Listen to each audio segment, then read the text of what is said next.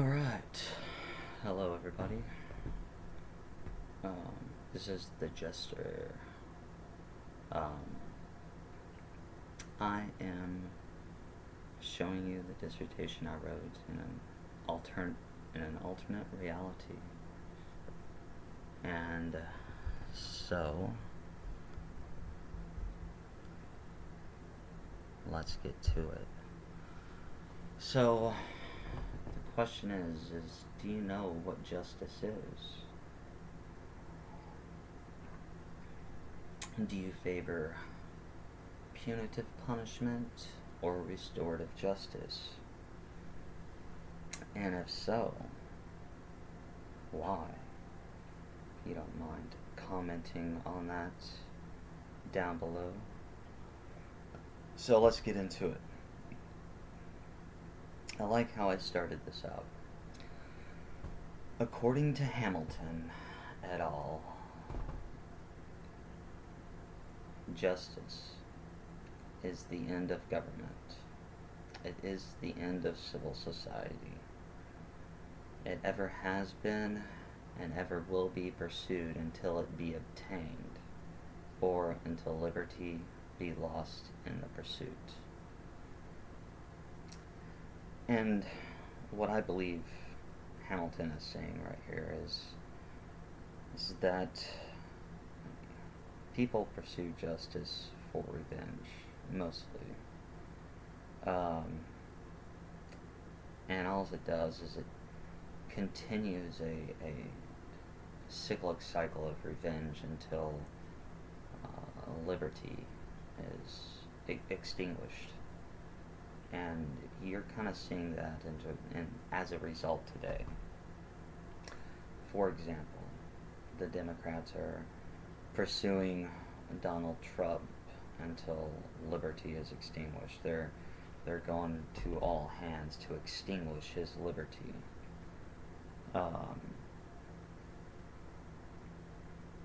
And for the sake of control, to control the narrative.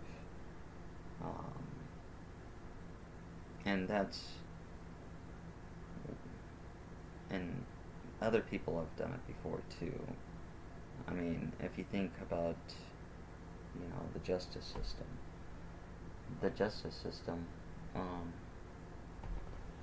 Let's think about the DA.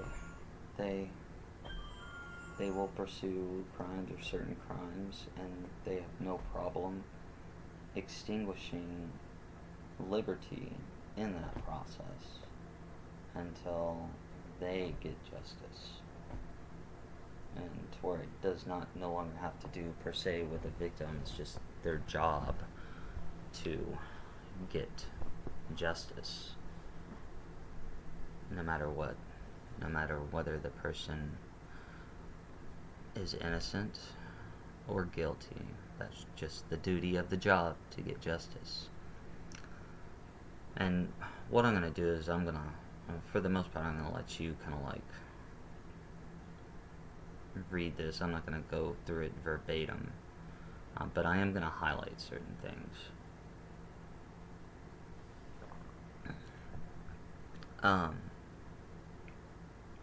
So, punitive punishment is a punishment that mostly is about revenge. It's eye for an eye, and it creates cycles of continuous negative actions. And the purpose of justice is justice should seek to heal parties involved instead of reverberating the negative effects.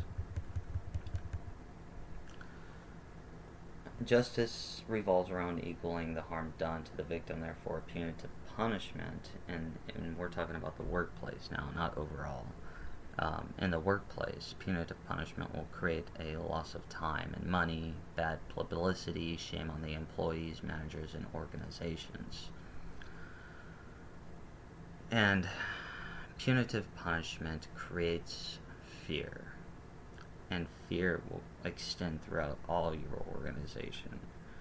And the thing about fear is fear actually stops cells from growing.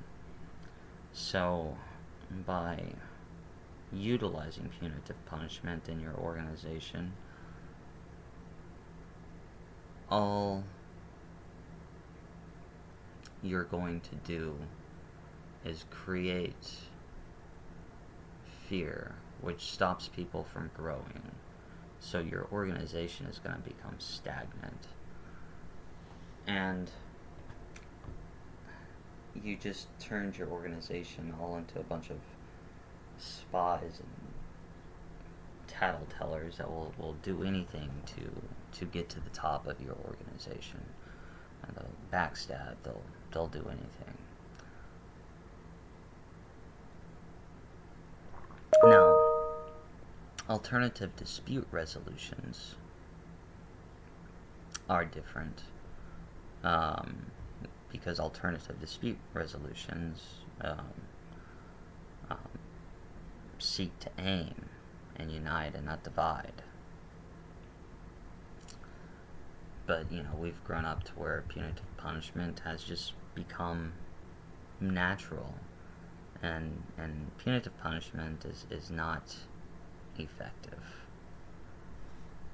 And this is going to bring my study, I'll get to more of Carl Jung probably in a second, but I'll let you go ahead and read this part. I'll take it slow so you can pause and read the details.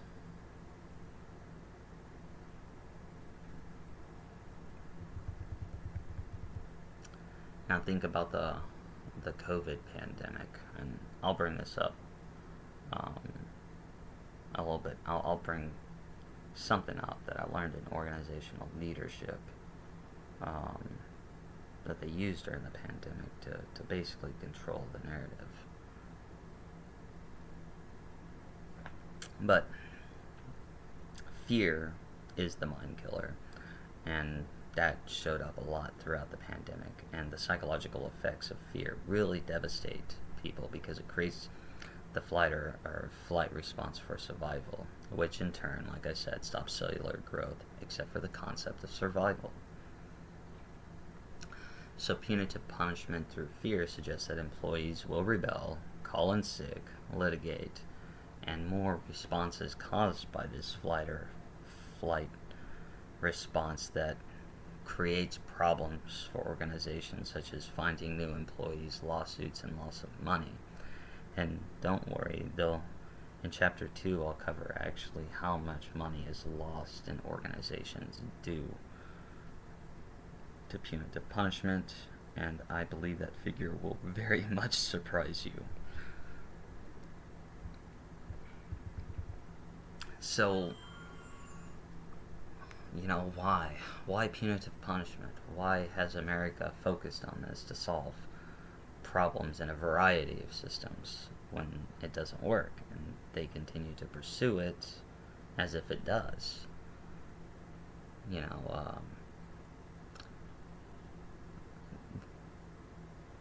The criminal justice system solutions, like I said, induce trauma for victims and offenders.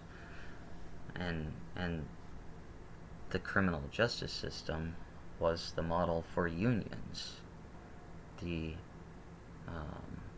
which I find interesting.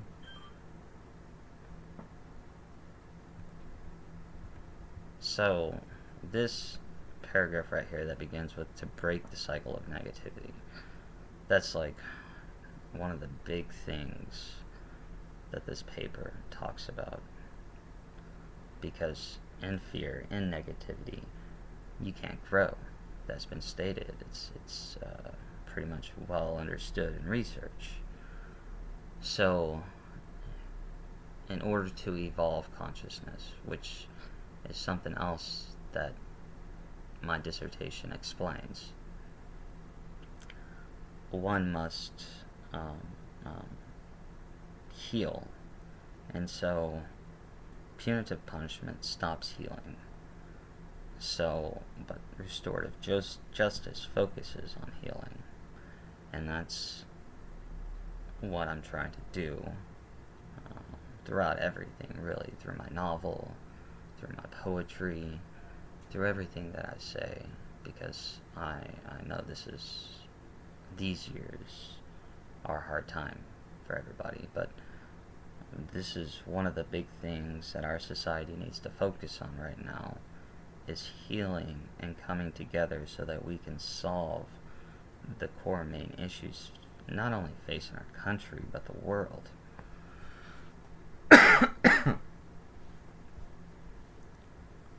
So let's go to the background of the problem. Conflict is natural and inevitable. You know, the only thing is that we've been, our minds have been trained to perceive that conflict is negative. But there is, conflict can be positive, and it also has a path that can create a beautiful opportunity to evolve consciousness.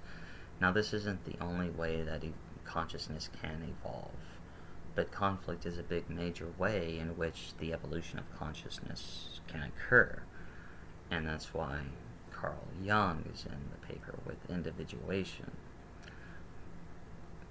because Carl Jung detailed how this process can happen and how conflict can be utilized to actually evolve consciousness, which we'll get into more in the paper. I know this is just going over things. This is the introduction chapter, so you gotta be patient. I'm gonna do about a chapter a day. Thanksgiving's coming up, so it won't be like every day. I'm gonna try to do one tomorrow, and then you may not hear from me until like the weekend. So, duality creates conflict, and this can occur through oppositional force, difference in beliefs, miscommunications, differences in values and feelings. So, and this just kind of goes on to explain kind of like the concept of conflict and how possible transformation can occur.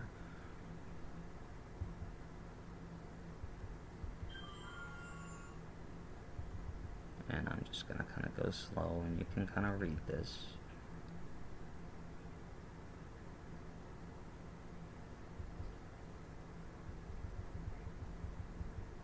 Okay, leaders can create a work environment by communicating openly and honestly to utilize a restorative justice response to conflict with awareness, empathy, and responsibility. Making mistakes is a natural process of the human condition, and that's something that humanity has to understand, because, you know, we jump on people as if we're perfect, and we're not. We're all continuously learning and healing. And this Kligman kind of talks about restorative justice circles, which I'll go into more. And I think that's this next paragraph right here is something, you know, we need to start doing in a way. Introducing and continually providing an atmosphere of support with an inclusive nature involving employees, management, and leaders fosters a collective learning environment that can address and correct harmful behavior in the workplace. And and we have to understand what inclusion and diversity is. So I put inclusion cannot exist within duality, and diversity cannot exist without inclusion. And you can think about those concepts.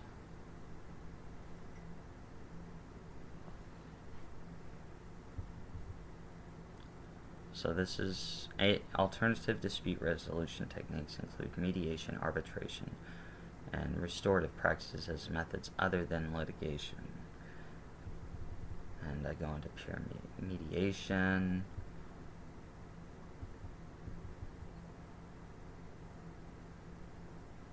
I'm going to let you read some of these.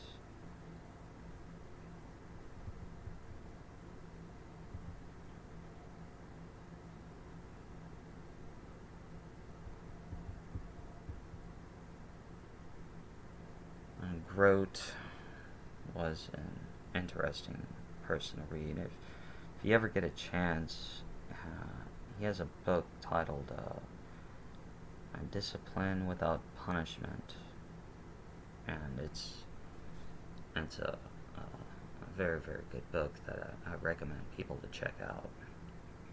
He was one of my main sources besides Sylvia Clute.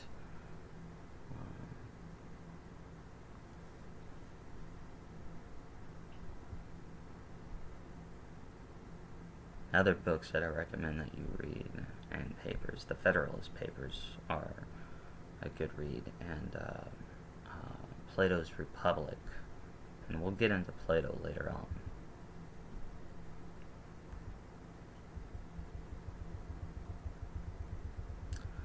Okay, so the problem is that some leaders and managers within their organization continue to seek justice for workplace transgressions through means of control and oppression, causing harm to the employees and the organization. Managers and leaders are not taking advantage of restorative justice solutions to heal conflict in the workplace. And then and this is a major issue in the workplace because leaders and managers do not know how to handle conflict, and most of them utilize conflict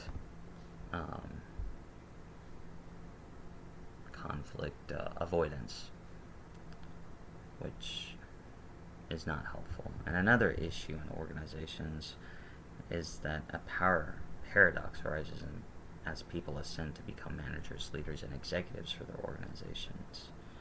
And those individuals become less empathetic, more impulsive, and more convinced of their natural superiority, thereby rejecting input from others, and which leads to conflict avoidance and also punitive punishment.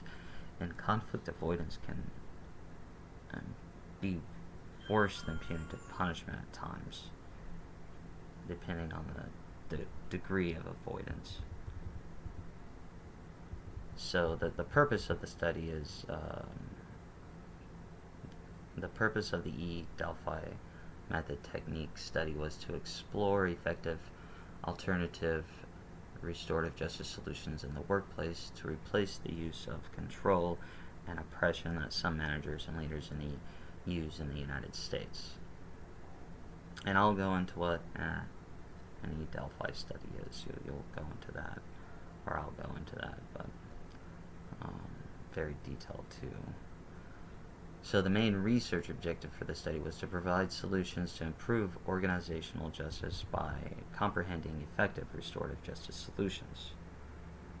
And I'll let you use LinkedIn to gather experts.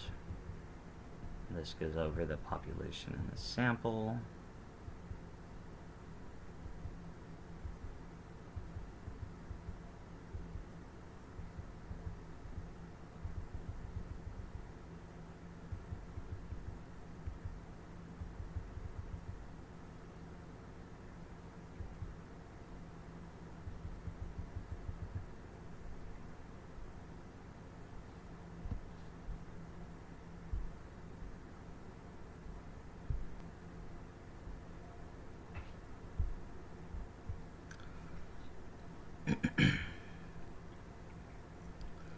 So, the significance of the study.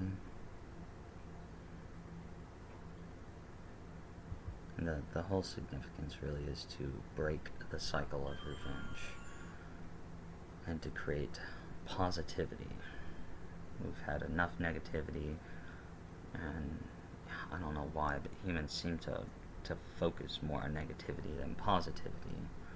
So we need to focus more on positively creating this world instead of continuing to create this world through fear and negativity. And overall, we need to unite.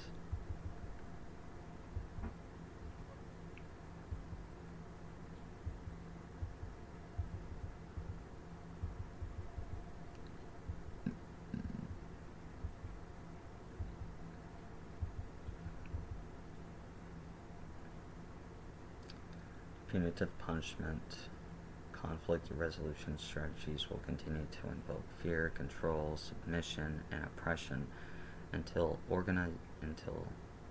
organizations seek alternate strategies. Okay, I used a qualitative method instead of a quantitative method because I needed to delve into the minds of the participants, and the nature of the study just basically goes over why I chose the Delphi method and what I considered and what I rejected and why I rejected it.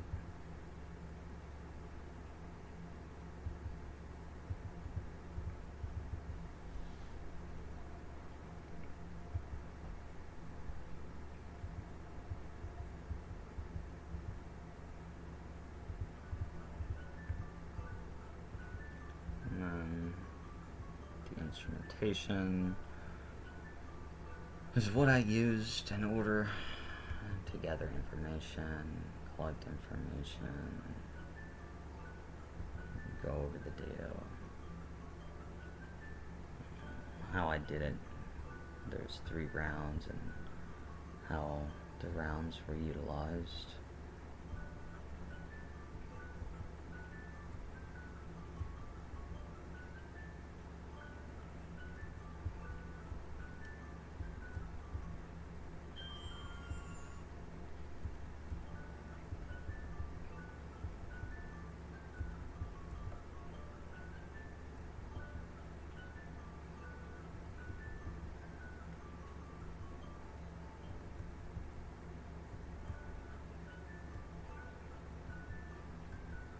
I have one research question, and the research question is, what is the consensus of opinion from a panel of organizational experts on effective restorative justice solutions in the workplace?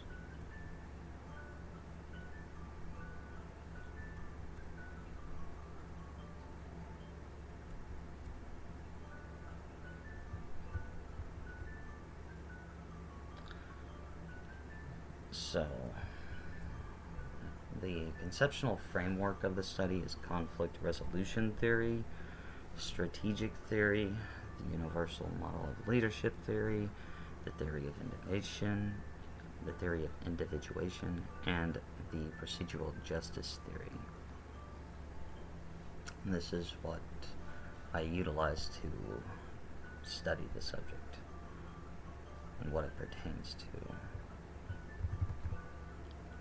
And then I also looked up the etymology of conflict resolution, which breaks down, conflict breaks down to a word that means creating an opposition between 2 forces. And the origin of resolution means separating the parts to find a solution. So an effective conflict resolution style therefore seeks to heal and transform the opposition into a new bond.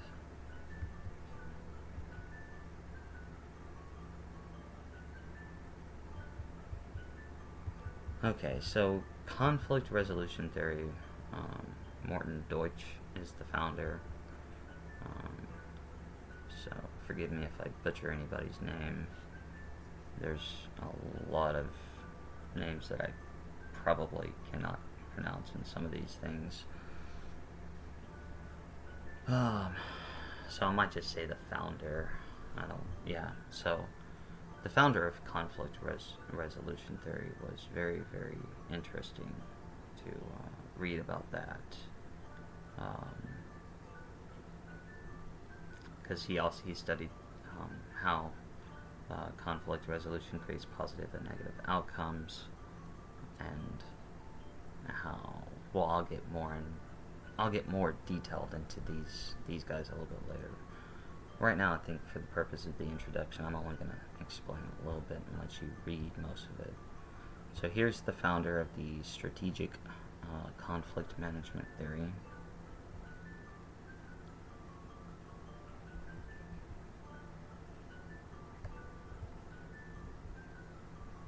much I focused on the strategic theory from conflict management theory, because it branches out.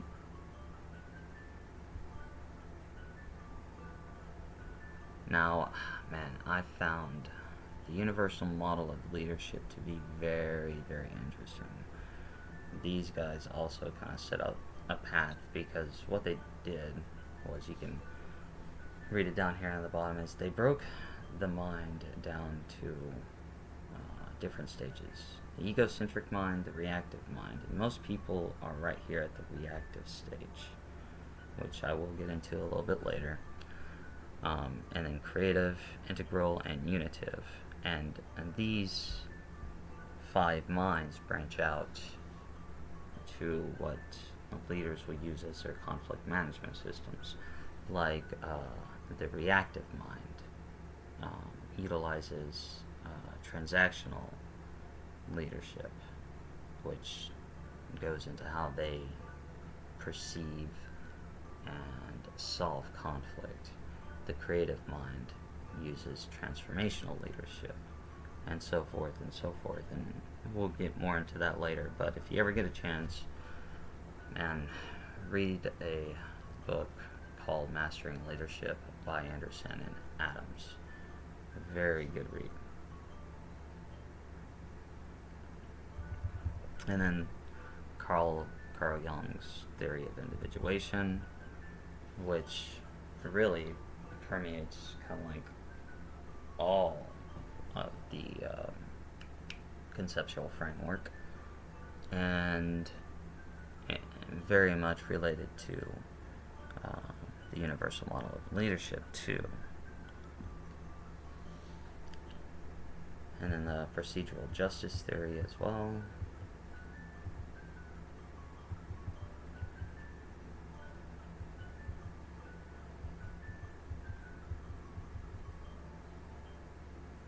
This talks about basically a fair process for justice, and that allows people to accept things. Then I go into the definition of terms, so I'll go through that very fast because I'm not going to sit there and go through that. Maybe not very fast, but enough for you to at least read if you want to.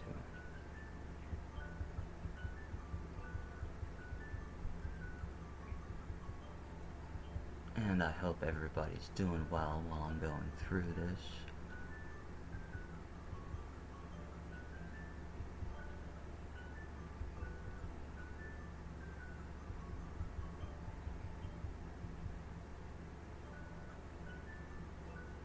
I will highlight one thing, that I definitely agree with this. Justice should be sought separately from individual intentions. And that, the main reason I brought that up, because I know that's the hard part.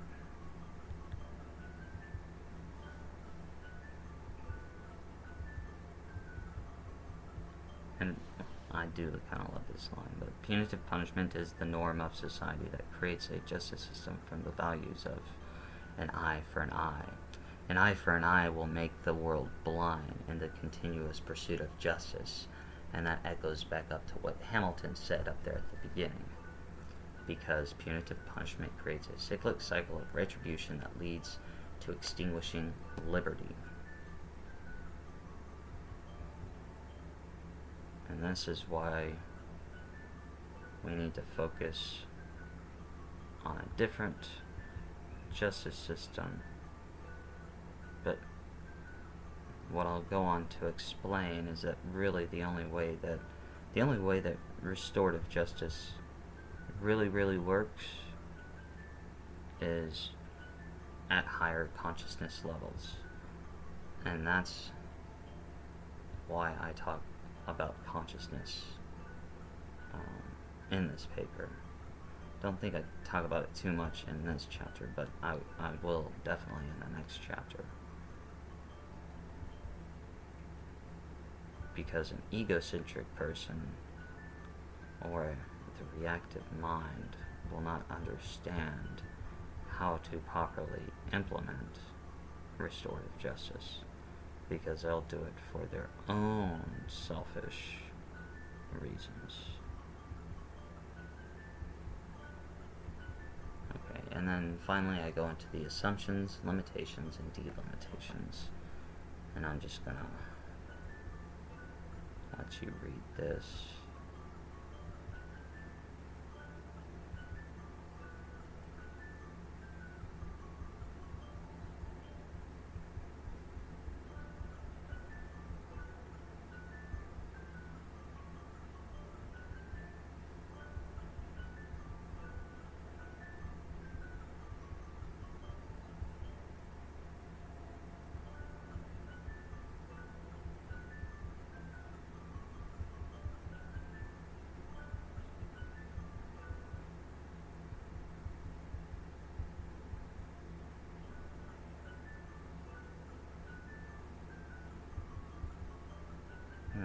Chapter summary, which is just going to summarize up the chapter.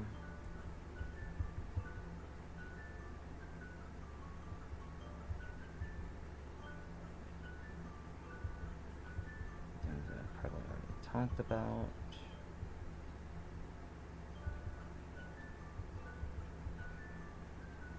I hope I didn't go too far or too fast for you to pause. I don't think I did. Okay, so the next chapter we're going to go into the positive and current history of justice that culminates with restorative justice. And so the first chapter took about 23 pages. Chapter 2 is the longest chapter. I believe it's like maybe 30 or 40 pages, somewhere around there. At least if I recall, I believe it's the longest one. So, we'll get into chapter 2 the next time. I hope you guys enjoyed this. I'm not done yet, because I remember I said I was going to bring up Cotter's model, or talk about the model they used during COVID to make everything happen. So, alright, so this is Cotter's model. So Cotter's model is, it begins with creating a sense of urgency.